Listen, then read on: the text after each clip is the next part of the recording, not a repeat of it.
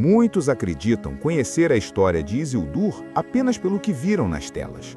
Um homem consumido pela ganância que falhou no momento decisivo e condenou a Terra-média a eras de escuridão. Entretanto, essa é uma visão fragmentada e por vezes injusta, alimentada pela superficialidade de um conhecimento que ignora as camadas mais profundas do Legendarium. Existe um paradoxo mítico entre o herói que os filmes nos mostram e o príncipe trágico que J.R.R. Tolkien realmente descreveu em suas cartas e crônicas. O que você verá agora não é apenas uma defesa de um personagem, mas o desvendar de um segredo ancestral sobre o peso das escolhas e a natureza impossível de certas tentações. Prepare-se para descobrir por que, nas palavras do próprio professor, o fracasso de Isildur foi, na verdade, uma inevitabilidade humana que nos ensina mais sobre nós mesmos do que qualquer vitória gloriosa. Antes de começarmos essa jornada pelas sombras de Mordor, peço que se inscreva no canal e curta o vídeo.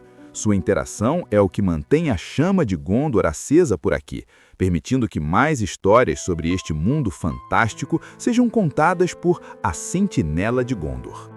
É fascinante notar que a cultura popular cristalizou a imagem de Isildur como um homem de vontade fraca, sucumbindo ao egoísmo nas encostas fumegantes da Montanha da Perdição.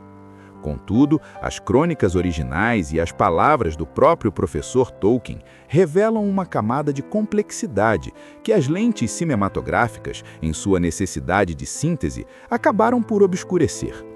No Legendarium, a falha de Isildur não é um ato de vilania isolada, mas o resultado de um peso insuportável sobre uma alma já fragmentada pelo luto e pela guerra. Diferente do que a memória visual nos sugere, Isildur jamais esteve à beira do precipício de lava acompanhado por Elrond. Na verdade, ele sequer entrou em Sammath Naur, a câmara de fogo onde um anelo foi forjado. Segundo as crônicas contidas em O Silmarillion, o conselho de Elrond e Círdan ocorreu nas proximidades, mas a recusa de Isildur em destruir a joia foi selada pelo trauma recente de ver seu pai, Elendil, e seu amado irmão serem consumidos pela fúria de Sauron. O anel, em sua malevolência sutil, apresentou-se não como um fardo, mas como uma compensação por perdas que nenhum tesouro terreno poderia jamais reparar, revelando como a dor humana é terreno fértil para a corrupção do espírito. Ao analisarmos a recusa de Isildur sobre a ótica da sabedoria de Tolkien, deparamos-nos com uma verdade metafísica perturbadora. Naquele solo maldito, o livre-arbítrio era uma ilusão. Segundo a carta 191 do autor, a pressão exercida pelo Um Anel no local de seu nascimento alcançava um ápice tal que resistir deixava de ser uma questão de caráter para tornar-se uma impossibilidade biológica e espiritual. Assim como um corpo sucumbe à gravidade, a mente humana, por mais nobre que fosse, não possuía as ferramentas para negar a vontade do anel dentro dos muros de Sammath Naur. Essa revelação desmistifica a ideia de uma falha moral comum, elevando o drama a uma tragédia grega, onde o herói é esmagado por forças além da compreensão mortal. Tolkien foi enfático ao afirmar que qualquer um falharia naquele momento final, pois a proximidade com a forja de Orodruin agia como um amplificador da corrupção, transformando a virtude em pó. O fato de Isildur ter reivindicado o anel como uma herança de dor serve como um espelho da nossa natureza. Muitas vezes, em nossos momentos de maior fragilidade, buscamos muletas em vícios ou ambições que prometem cura, mas que apenas aprofundam nossas feridas sob a promessa de um falso controle. É imperativo reconhecer que o professor Tolkien sentia uma profunda inquietação perante o que ele chamava de mentes simples, aqueles que, ao analisarem a queda de Isildur ou Frodo, buscavam a execução moral em vez da compaixão. Como narrado em suas cartas, especialmente a de número 246, o autor defendia que o heroísmo não deve ser medido apenas pelo sucesso final, mas pela resistência demonstrada sob circunstâncias insuportáveis. Isildur não era um traidor.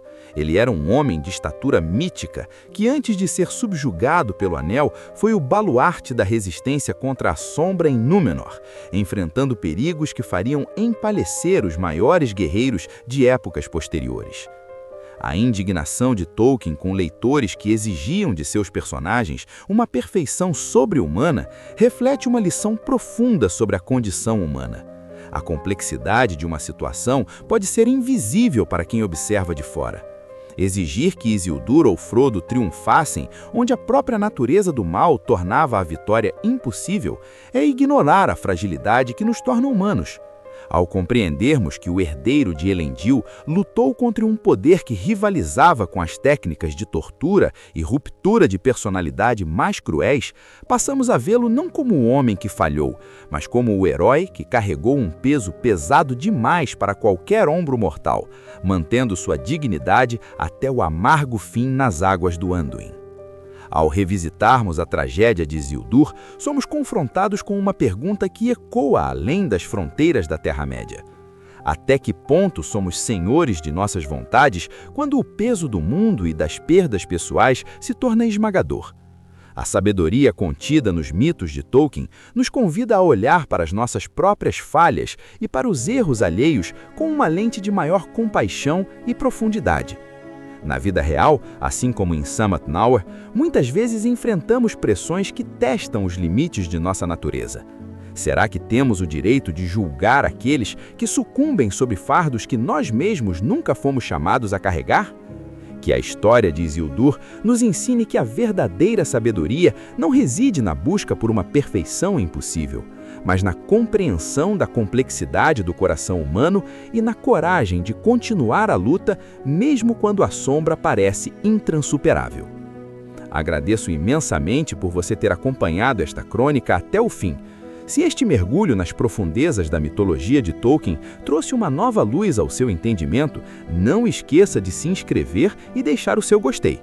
Convido você a se juntar ao canal A Sentinela de Gondor, onde continuaremos a desbravar os mistérios e as histórias desta fantástica Terra-média.